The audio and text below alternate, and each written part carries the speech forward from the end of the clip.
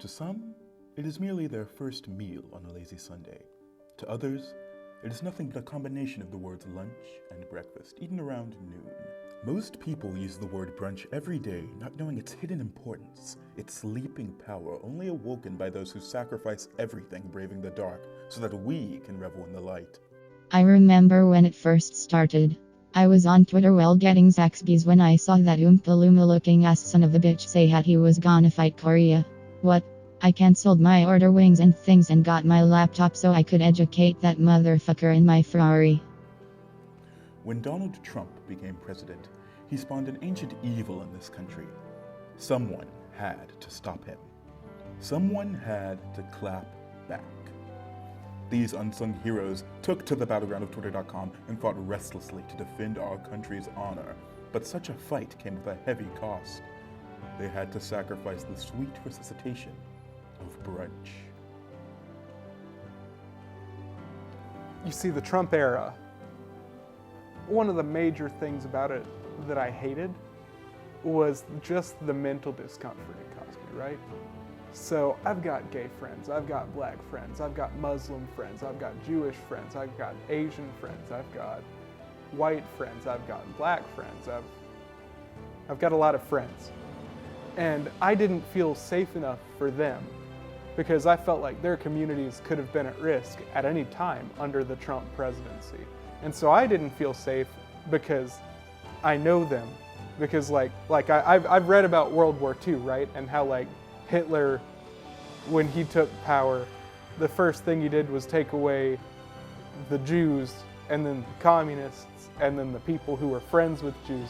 And so I thought, maybe it's not safe right now for me to be out in public with my very diverse friend group. And so I didn't go to brunch.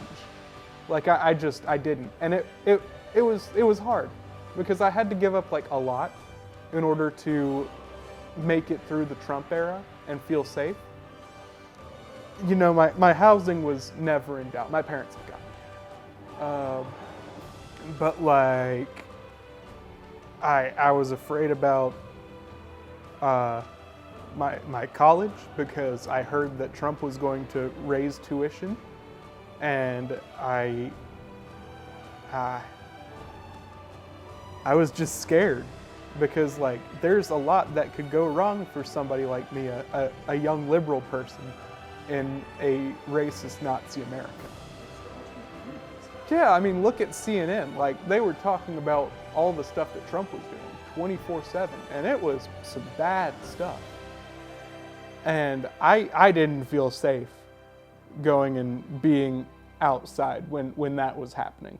So you did what you had to do and you took to Twitter. I did.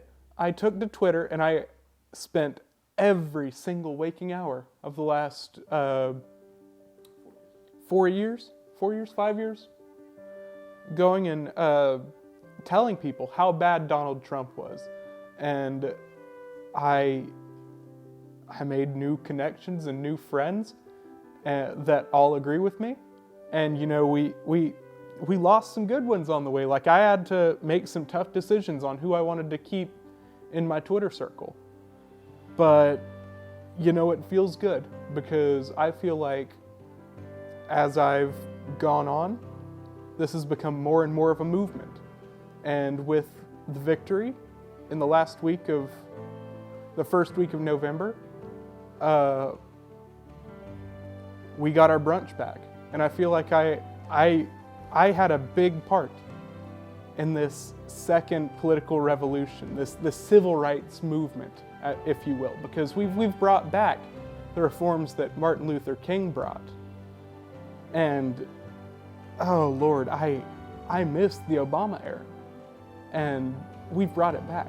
And I'm gonna tell my kids about how much of a role I played in all of this because I felt like, I mean, I'm not gonna claim that I, you know, was the leader, but I will claim that what I did must have had some influence.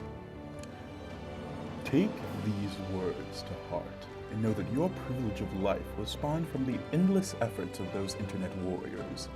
Listen to their podcasts, like their Twitter threads, and never take that 11 o'clock sandwich for granted again. These people are suffering, and it is for that reason we must bring Brunch back.